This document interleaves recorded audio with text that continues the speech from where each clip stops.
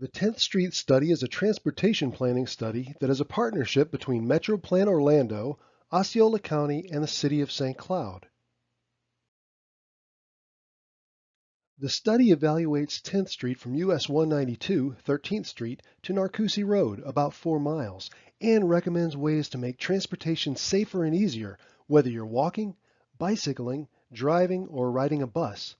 So, why are we doing this study? 4 main goal areas have been established for the study. They include safety, to reduce speeding, crashes, and conflicts; economy, to support local businesses and investment in downtown St. Cloud; community, to beautify the street and enhance neighborhood character; and finally, health, to improve access to walking and biking to increase physical activity. This study began in January 2021 and is expected to be completed in the summer of 2022. The study has 3 phases: defining success, alternatives assessment, and conceptual design. We are in the alternatives assessment phase and are conducting public outreach to gain feedback on potential alternatives. We learned in the defining success phase about the challenges and opportunities along the corridor. For example, we identified intersections that need a more detailed look due to their higher number of crash occurrences. We also reviewed future land use along the corridor and noted some areas that could become smaller commercial uses, which in turn may generate more pedestrian activity and parking needs. Based on the identified goals, changes to the makeup of 10th Street are proposed, including completing sidewalk gaps, additional landscaping, a shared use path for bicycles and pedestrians on one side of the roadway for most of the corridor, vehicle lanes with widths that meet current standards, and a closed drainage system with curb and gutter. No right-of-way acquisition is proposed along the corridor.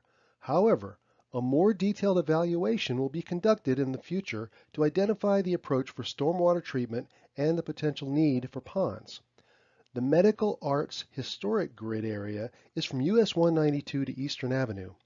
Within this area, there is 50 feet of available right-of-way. It includes all of the previously mentioned improvements.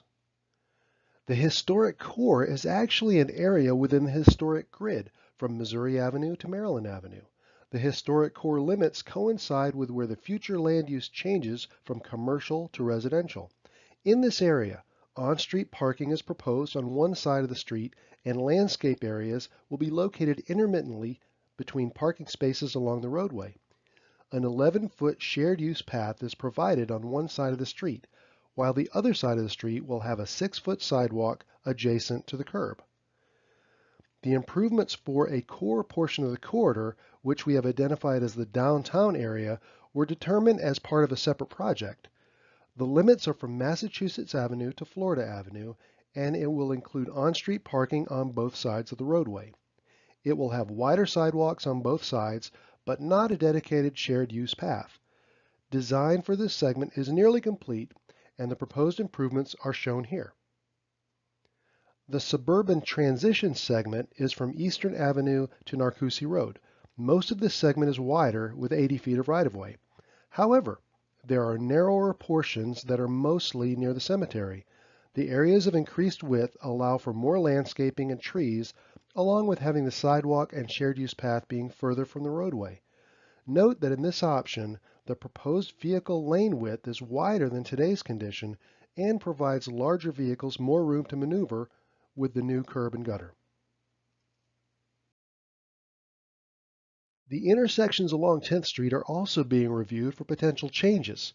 Treatments may include neighborhood traffic circles, rectangular rapid flashing beacons, sometimes called RRFBs, pedestrian median refuges, painted or raised intersections, and mini roundabouts. These treatments may be used in only one location or in multiple locations. Placement is based on intersection crash history, traffic volumes and patterns, surrounding land use and context, available space, and public feedback. The potential solutions aim to reduce speeding, reduce crashes, and make using the street safer for all users. You can provide your feedback on the 10th Street possibilities and intersection solutions by taking a short 10-question survey. Access the survey by using the link or QR code shown. Visit the project website to learn about our upcoming in-person events and meet with the project team.